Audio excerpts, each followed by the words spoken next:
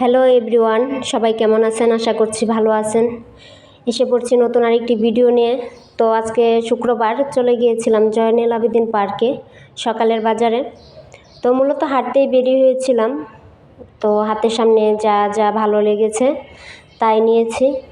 তো আমাদের জয়নুল আবেদিন পার্কের এই সকালের বাজারটাতে কিন্তু সব কিছুই টাটকা টাটকা পাওয়া যায়। আর শাক সবজি মাছ মাংস এখানে সব পাওয়া যায়। আমার কিন্তু খুব ভালো লাগে এই বাজারটাতে এসে। আর সকালবেলা পরিবেশ, পার্কের যে আবহাওয়াটা, এটা কিন্তু আসলে অসাধারণ।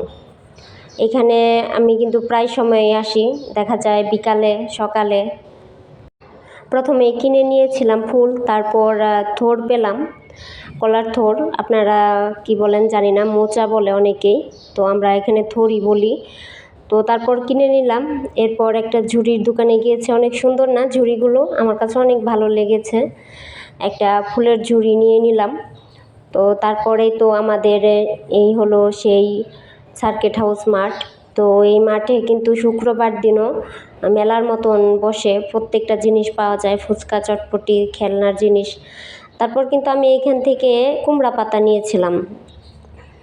তো তারপর আবার জয়নুল আবেদিন পার্কের ভিতরে চলে গেলাম, একটু বসবো। এত গরম পার্কে, যে মনে হয়েছিল যে একটু স্বস্তি পেলাম।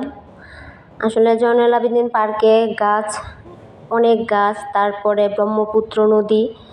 তো আবহাওয়াটা কিন্তু অনেক সুন্দর, সব সময় একটা বাতাস থাকে। তো আমার ছেলে পার্কে সেই খেলাধুলা শুরু করে দিয়েছে।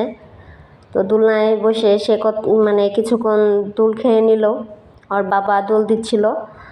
তারপর একটু ভিডিও করে নিলাম। ওর বাবা বলছিল যে তুমি আসছো, একটু ঘুরবে বসবে, কেন এত ভিডিও কেন সব জায়গাতেই।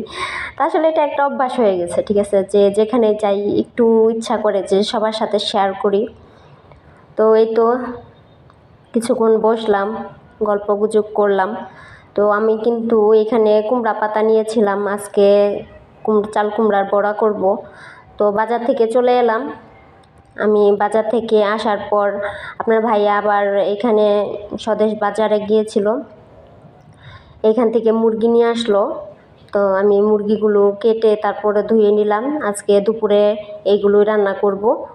তো এখানে দুই রকমের মুরগি এনেছিল, একটা ব্রয়লার মুরগি, আরেকটা এনেছিল কক মুরগি। তো আমি দুইভাবেই কেটে ভালো করে ধুয়ে নিলাম। তারপর এখানে যেহেতু চাপার পুলি করব, তার জন্য আমি গরম জল বসিয়েছিলাম। কিছুটা জল আমি রেখে দিলাম, এখানে চাপাগুলো আমি ধুয়ে নিব।